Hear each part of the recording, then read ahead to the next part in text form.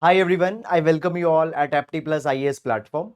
In these particular videos, we are going to analyze Hindu and Indian Express editorial articles.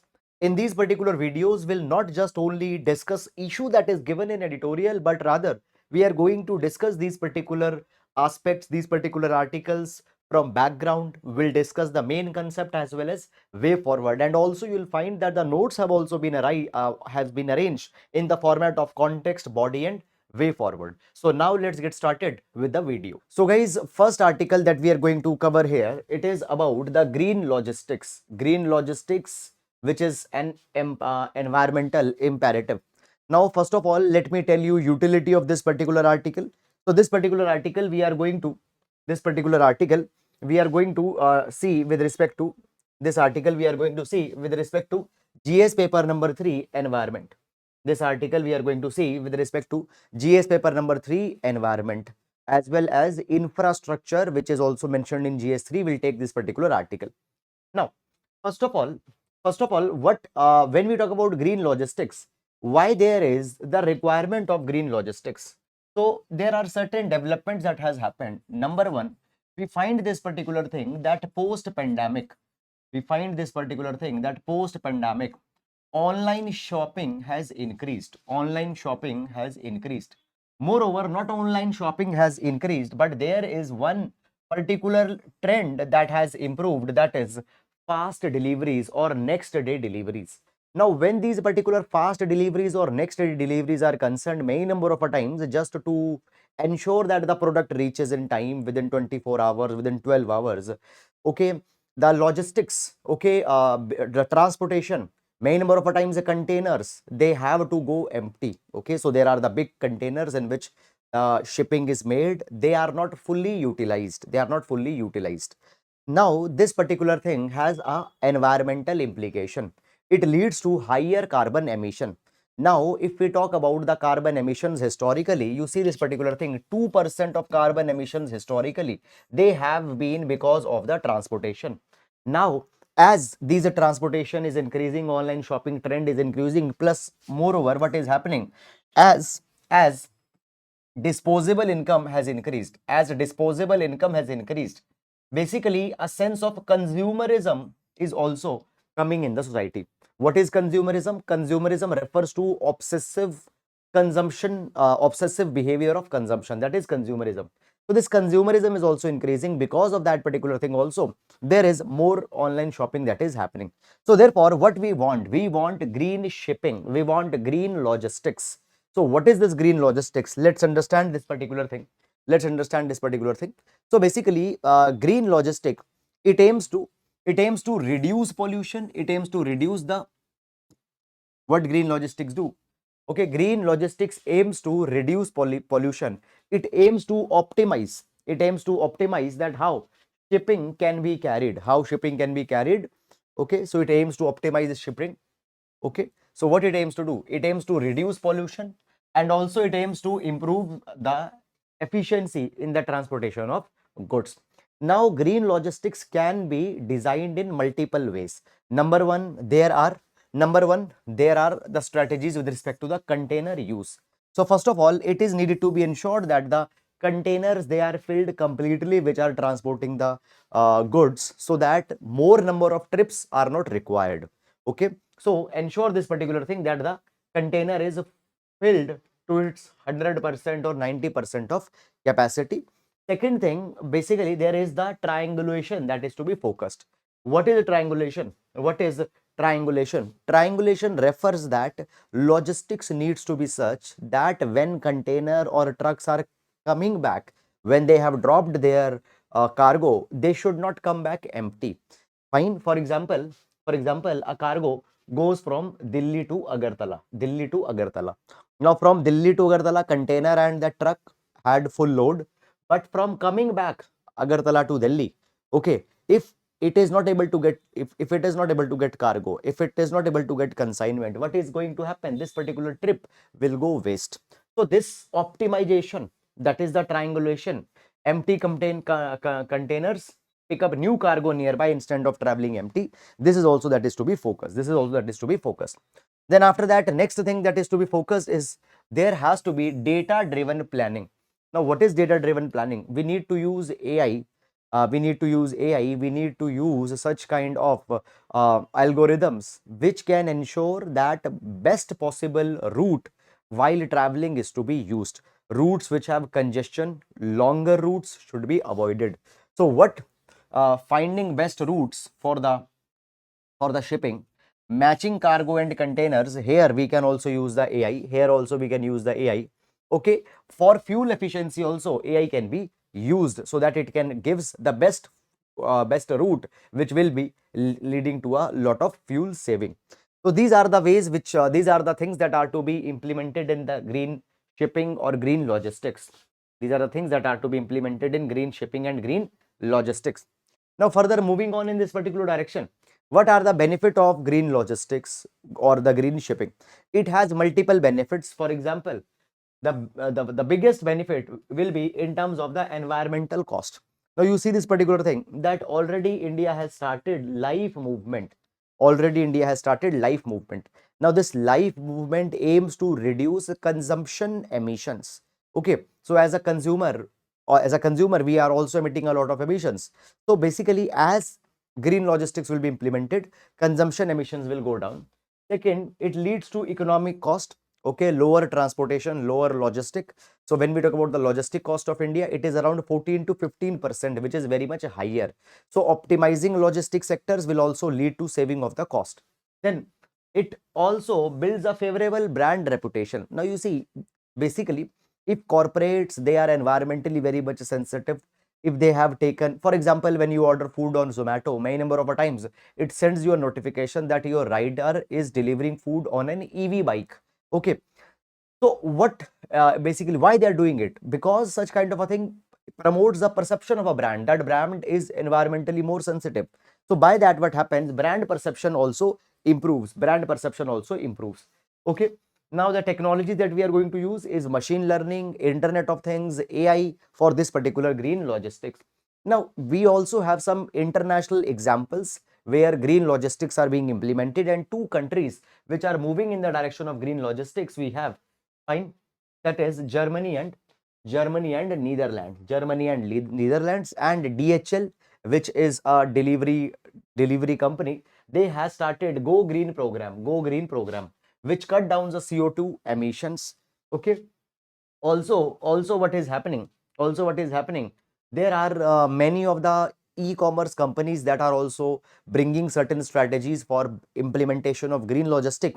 For example, adoption of electric vehicles. Many cab companies, for example Blue Smart, they maintain fully electric fleet. Even food delivery apps, okay, grocery delivery apps, they are adopting EVs. Okay, they are adopting EV, electric vehicles. Okay, this is one way that the green logistics can be implemented in the delivery operations. Second is local delivery. So basically what is happening, rather than having a centralized hub, for example, let's say you order clothes from Mintra, and let's say Mintra have two warehouses, one is in Bengaluru and other is in Gurugram. Okay, so basically entire India, they are catering from these two cities, Bengaluru and Gurugram.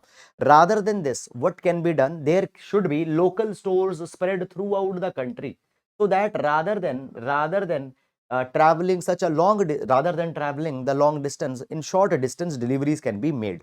So these are certain things that are to be done. Fine. Also, digitizing the operations, reducing paper usage also needs to be ensured in the logistics sector. So these are all the dimensions that comes in green logistics. I hope that you have understood it. And now moving to next article. Global crisis of over tourism. Global crisis of over tourism. Now, over tourism has actually become a big problem. And in GS paper number 3, sectors of Indian economy, within Indian economy, tourism sector, we are going to cover this particular article. Okay, so sectors of economy, GS3, sectors of economy, GS3, and within GS3, tourism, we are going to cover this particular article. Now, first of all, before going in this particular article, let's understand some basic aspects. So, around the world, tourism has increased a lot And particularly post pandemic, we find that there is one particular pattern that is emerging, that is revenge tourism. Okay, revenge tourism.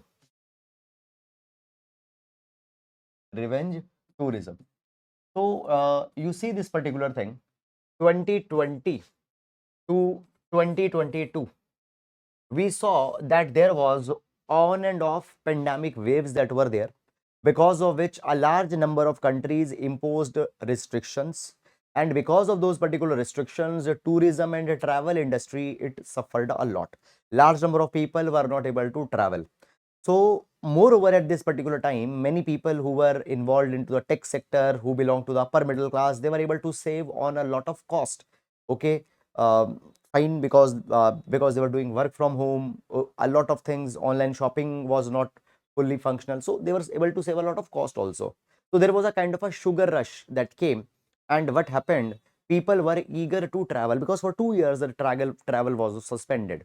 So post 2022, there is a revenge tourism that is going on. People are just traveling for the sake of traveling. People are just traveling for the sake of traveling. So first there is revenge tourism. Then what has happened? What has happened? Again, that reason disposable incomes have increased. That will be contributing factor to tourism. Disposable income, disposable income. Moreover, guys, now what has happened? There is a more recognition of a psychological things such as burnout. So when you are doing excessively long when you're performing long working hours repeatedly, it leads to burnout, and people, in order to avoid it, take vacations. Okay, for work life balance, people take vacation. For mental balance, people take vacations. Okay, so vacations have increased, tourism has increased, and sometimes there is over tourism that is happening. This over tourism leads to its own problem. I just want to give you one example. So basically in Japan, basically what has happened, Japanese are literally saying tourists that please don't come to our country. They are very much fed up by the tourists, because Japanese are very sensitive to their culture. Okay, for example, eating food in public is seen rude in Japan. When you are opening a door, ensure this particular thing, that you open up. Now you see, you don't open the full door in Japan. So door is opened as half in Japan. Beyond that, if you are opening the door, it is seen as rude. Now the tourists, when they are coming in Japan, they are eating in public, they are not following the Japanese etiquettes. Because of that, the Japanese people are not happy with this tourist. Recently what happened, basically uh, basically uh, now you might be knowing about the Mount Fiji in Japan. Okay, so tourists, they come and they take picture of Mount Fiji. So what Japanese they have to do? They have to put a screen, because so many tourists were coming there. They were creating so much of disturbance to the local residents that they have to put a screen. Okay, so that the view of Mount Fiji is restricted. So these are the issues that are coming. Now you see this particular thing, that when we talk about tourism, it puts a lot of social strain. So basically cities such as destinations such as Barcelona, Venice, they are facing increased prices. Okay, there is a pressure on public services, pressure on transportation, pressure on civic amenities. Okay, local residents who live there, they are facing problem. Local residents are facing problem. So what has happened? Entrance fees is being imposed. Outright restriction on tourist activities is being imposed to manage the crowd. But all these particular things have not been that effective. All these particular things have not been that much effective. Then moving on in this particular direction, also what is happening, basically the tourists, they are also putting a lot of burden on environment. Now you see this particular thing, that when tourists came, they generate a lot of solid waste. Okay, they now here just let's see that it with the help of the data. So one tourist produces 1 to 12 kg of solid waste per day. 1 to 12 kg of solid waste per day. Also, it is provided that if the present trend in tourism will continue, then there will be 251% increase in the solid waste production that will happen by 2050.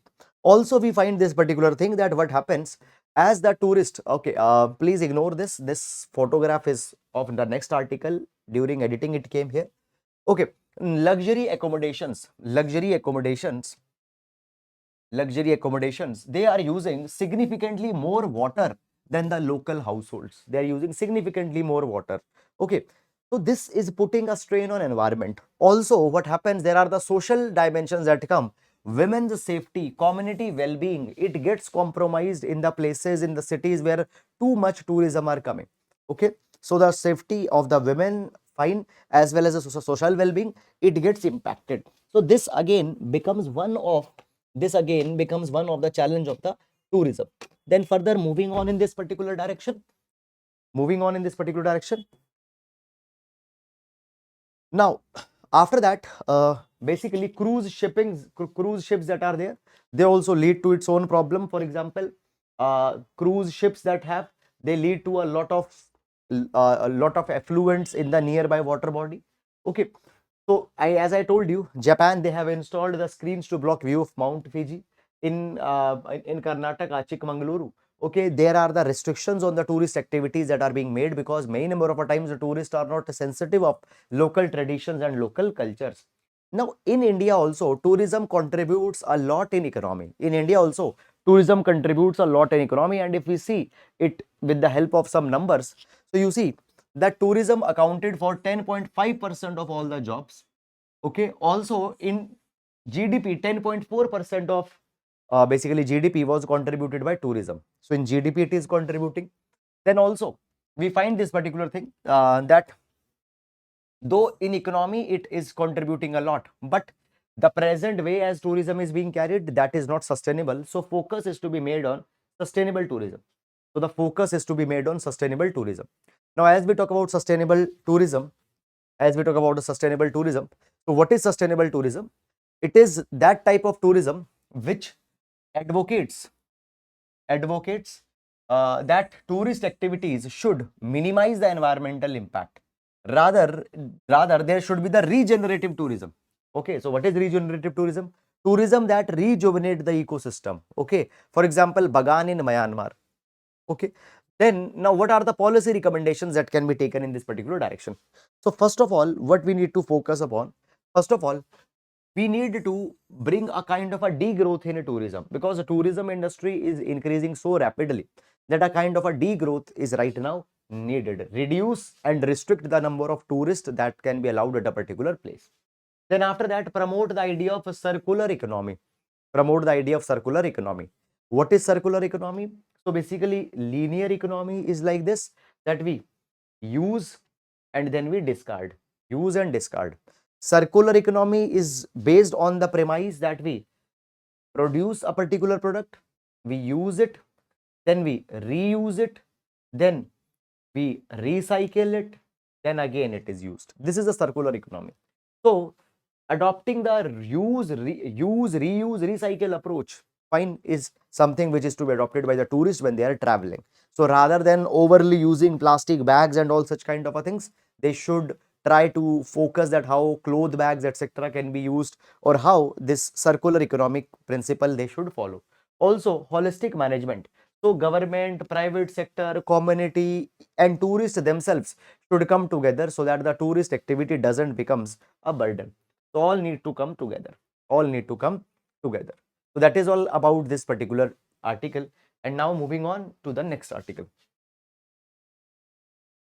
Waqf Amendment Bill 2024.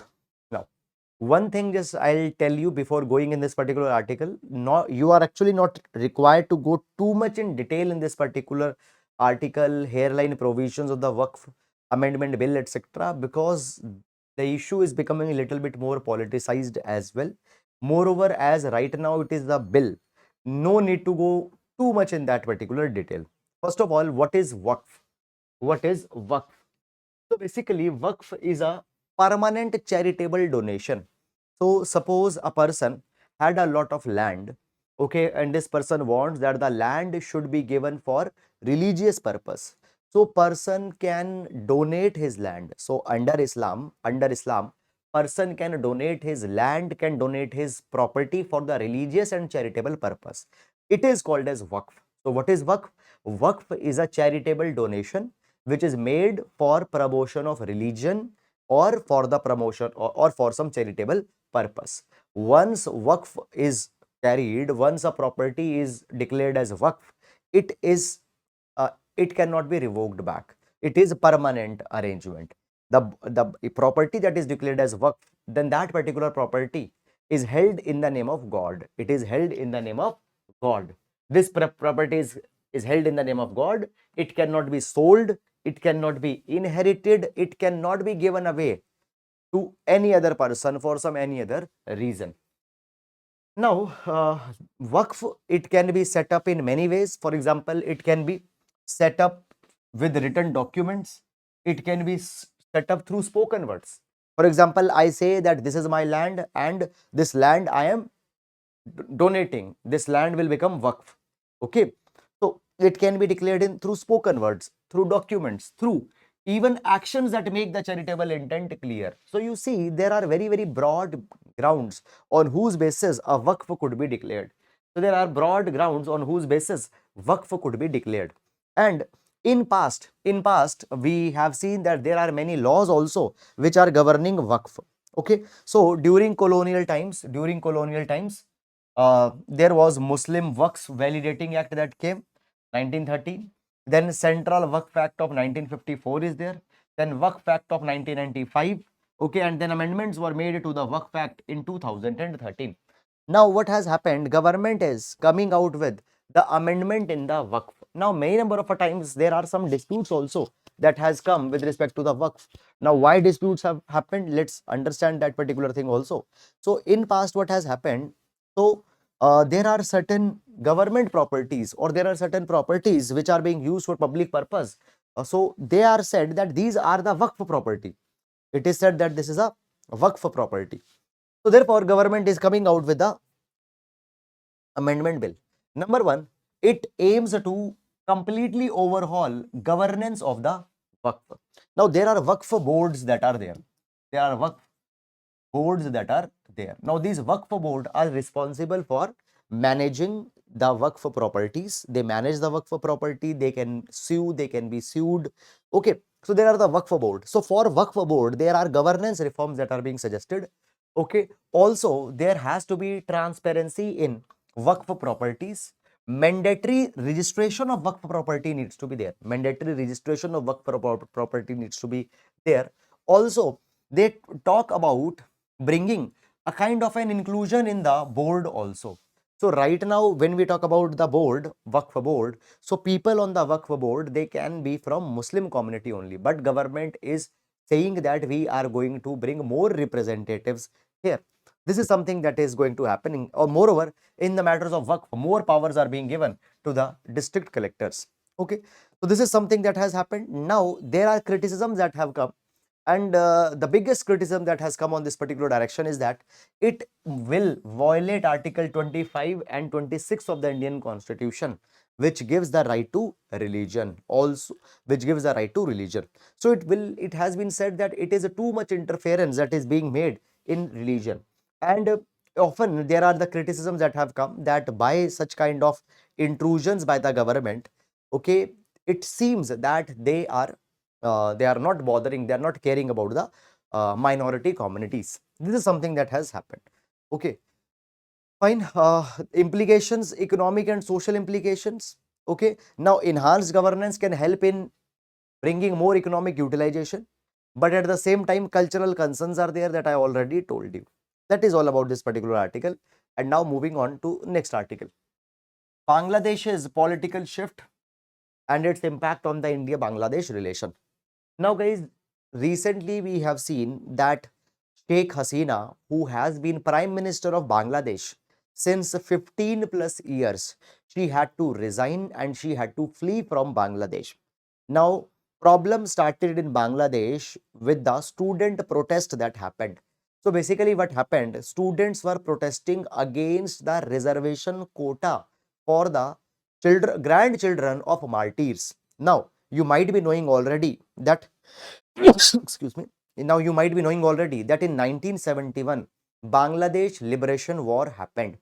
During that Bangladesh Liberation War, okay, during that Bangladesh Liberation War, many people have sacrificed their life, many people became martyred, many people have fought in the Bangladesh Liberation War, Mukti Bahini, fine, many people have fought there. Now, children of these people, they were given the reservation quota. Okay, first the reservation quota were for the freedom fighters. First reservation quota was the freedom fighters. Then it was given to their children. Then it was given to their grandchildren. Okay, so students in Bangladesh, they started protesting it. They said this particular thing, that you have given to the you have given to the freedom fighters, you have given to their children, but giving them to grandchildren is not right. Moreover, government had a lot of say in determining that who will get it and who will not get it. More than 30% reservation quota was given only to the freedom fighters' grandchildren. So because of that, student came on the streets, protest started in Bangladesh, and government, they carried a crackdown on students. And because of that, many of them, they died. It further increased the anger against the government, and the students, they started coming on, basically they intensified their protest, and the Dhaka Cholo movement got started. Now, as the students, they came to storm the prime minister's home, at that point of a time, even army of Bangladesh refused that they will not fire on the students. So at that point of a time, Sheikh Hasina flew from Bangladesh and she came to India. So there is a collapse that has happened in Bangladesh. Moreover, as this is happening, so one of a person, so Muhammad Yunus, who has been pronounced, who has been very popular social economist Muhammad Yunus, he is now heading the interim government also. Muhammad Yunus is now heading the interim government also.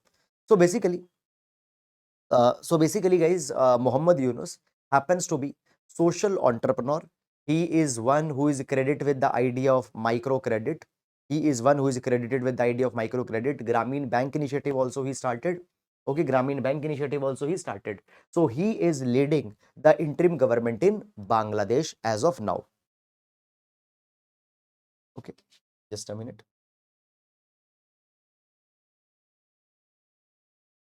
So he is leading the interim government in Bangladesh as of now. Okay, so the making of Bangladesh revolt. Okay, so when we talk about, so we see that the Sheikh Hasina has resigned after ruling Bangladesh for 15 years. After ruling Bangladesh for 15 years. Okay, and what has happened due to resignation of Sheikh Hasina? Due to resignation of Sheikh Hasina, a kind of a political vacuum has developed in Bangladesh. A kind of a political vacuum has developed in Bangladesh.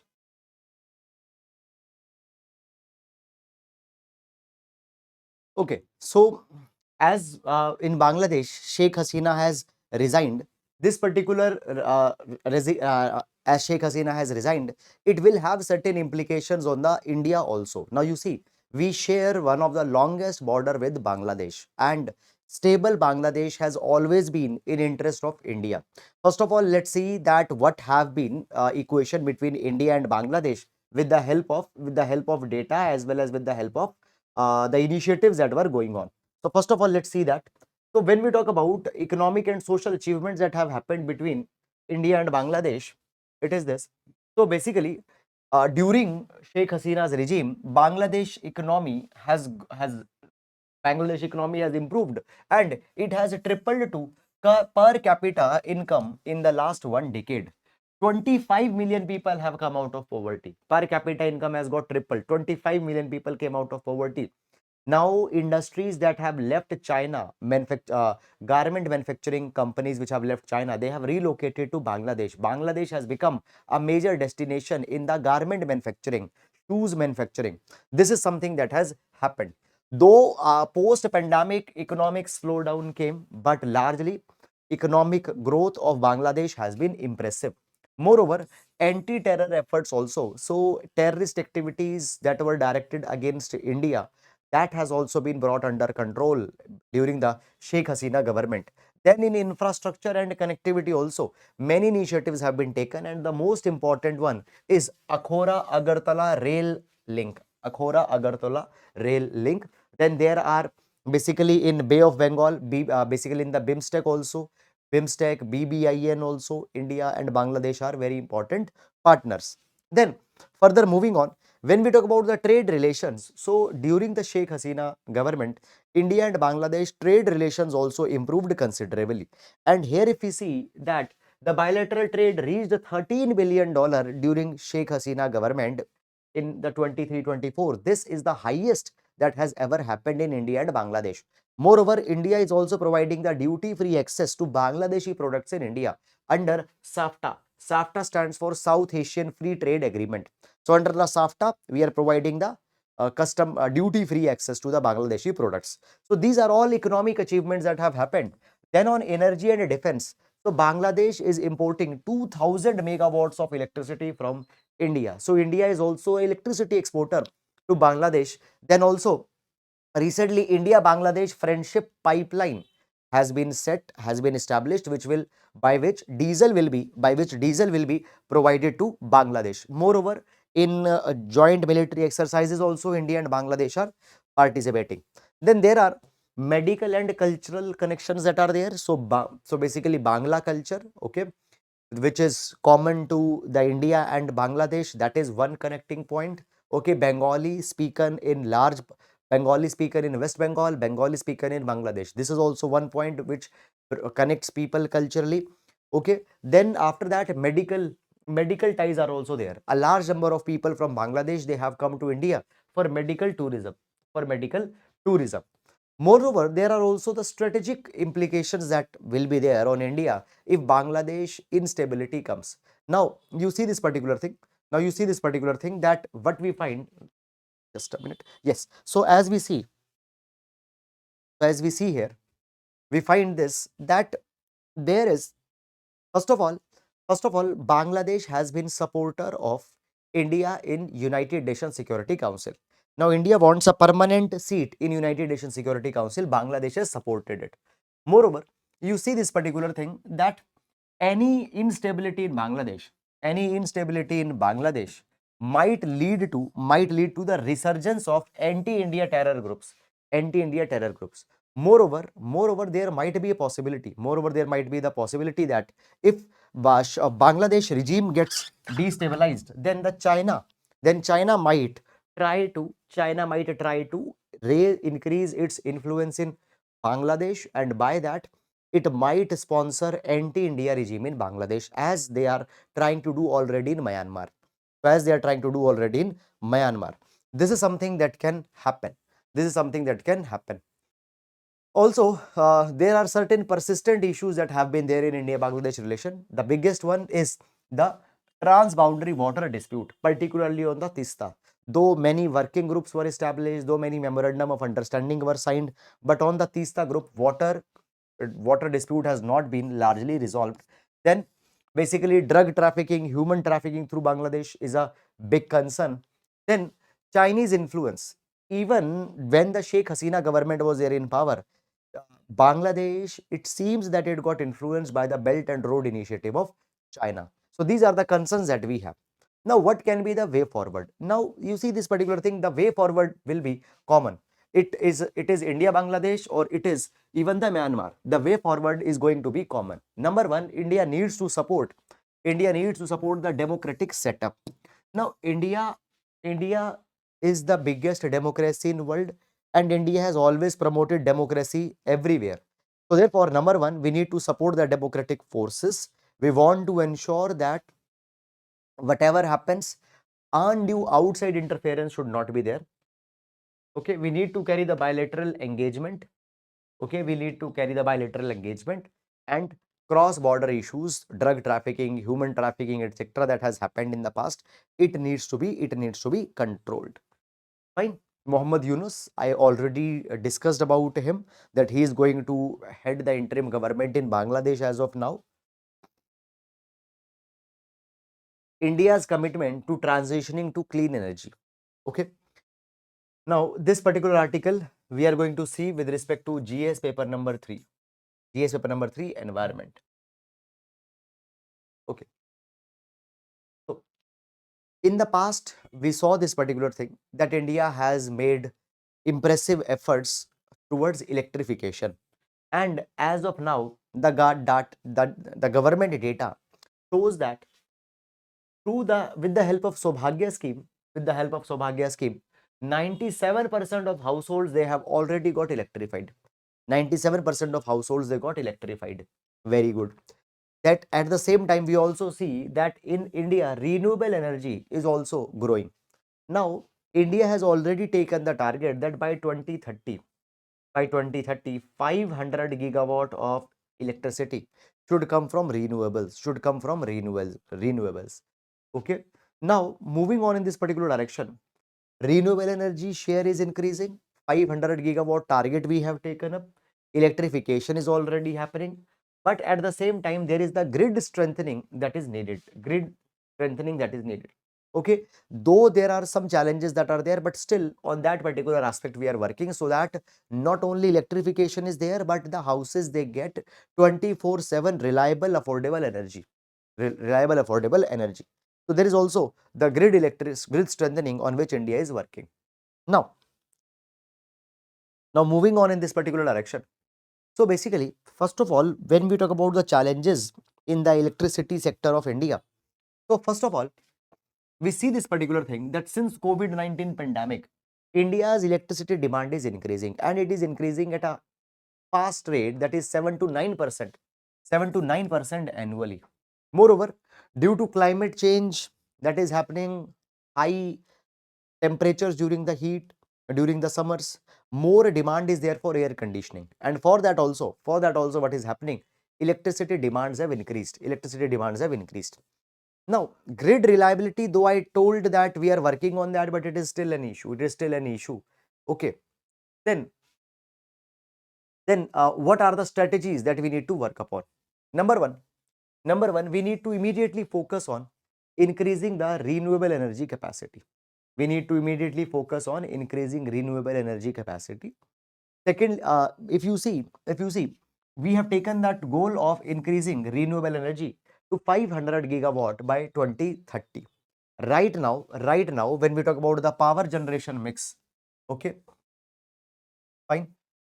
You see this particular thing, 2 points I just want to tell you that when we talk about installed electricity, it is more than 41%. But actually, we are not using it fully. When we talk about the total electricity that is coming, it is just 13% from renewable sources. So, though we have established it, but we are not using electricity from renewables. Only out of the total electricity, 13% electricity that is being used is from renewables. Still, we over rely on coal. Okay, this is something that is to be done. Now, if we take example of China here, China added 160 gigawatt alone in 2023. Okay, improving power exchanges liquidity. Okay, so power exchanges, many of the power exchanges, they are facing the financial challenges. So liquidity at their term, at their point, distribution companies, many of them are facing financial crisis. That is to be focused upon. Then also in the short term or in the immediate term, coal is going to be an important component in India's energy security. You see this particular thing that though around the world there are the calls that is being made against the coal. There is coal phase down versus coal phase out that is going on. But coal cannot be abandoned in the immediate term. So coal is going to be there. Coal is going to be there. We need to effectively manage it and use it. Then the next is digitalization of power sector.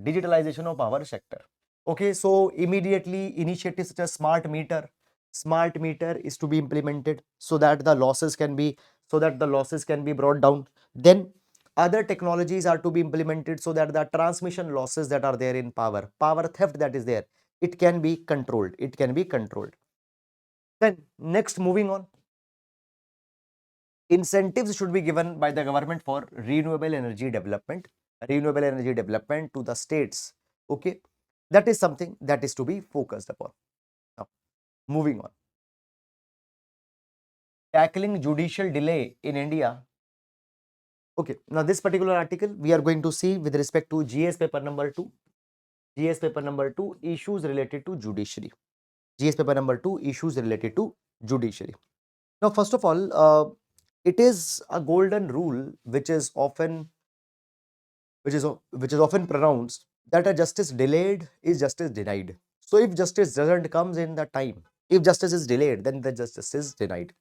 Now you see the state of justice in India is like this, that there are 50 million cases that are lying pending. There are 50 million cases, around 5 crore cases are pending. And out of that, 90% of cases are pending in the subordinate judiciary. Subordinate judiciary. Then apart from that, there are additional 50 million cases that are pending in various tribunals, quasi-judicial bodies. Because of so many cases are pending, it makes our judicial system slow. It makes our judicial system slow. Now, what are the reasons? What are the reasons which lead to slow, which leads to the slow judicial dispensation in India? So there are many reasons that we have.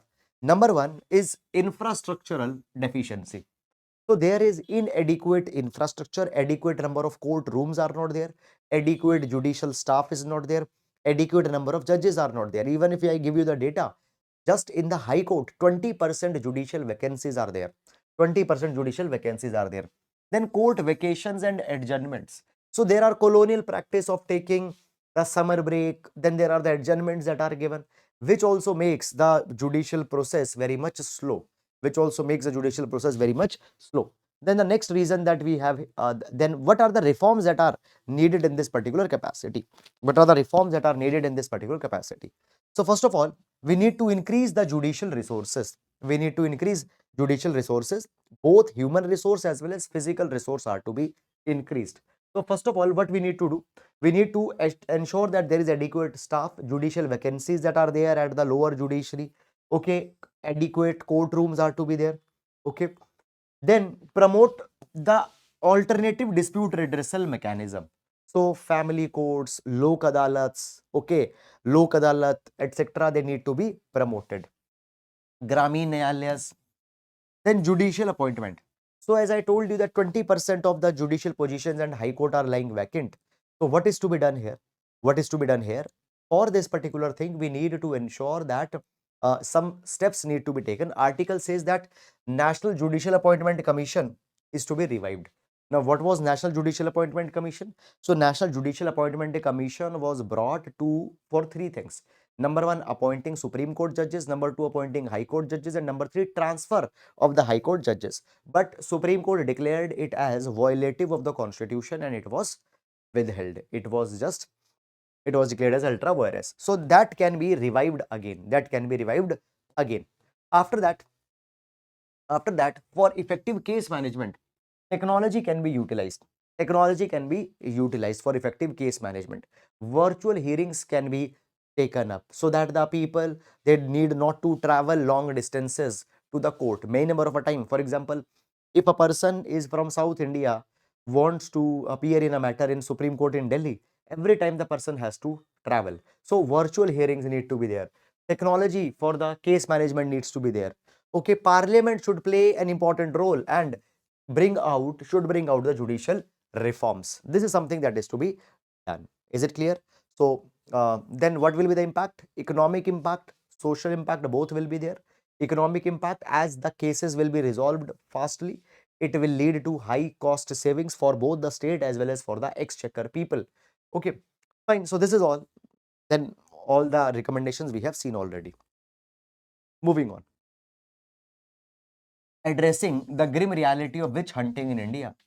GS paper 1 and GS paper number 2, social issues. Within social issues, women related issues. Social issues, and within social issues, women related issues. Okay. Now, basically, there is a practice of witch hunting. What is witch hunting? Women, they are branded as witches, and many of number of times they are violence that is committed against them. They are killed many number of times. So you see this particular thing, that witch hunting, it is prevalent in many states. It is prevalent in many states, and particularly it is most big problem in Chhattisgarh, Madhya Pradesh, Jharkhand, and Odisha.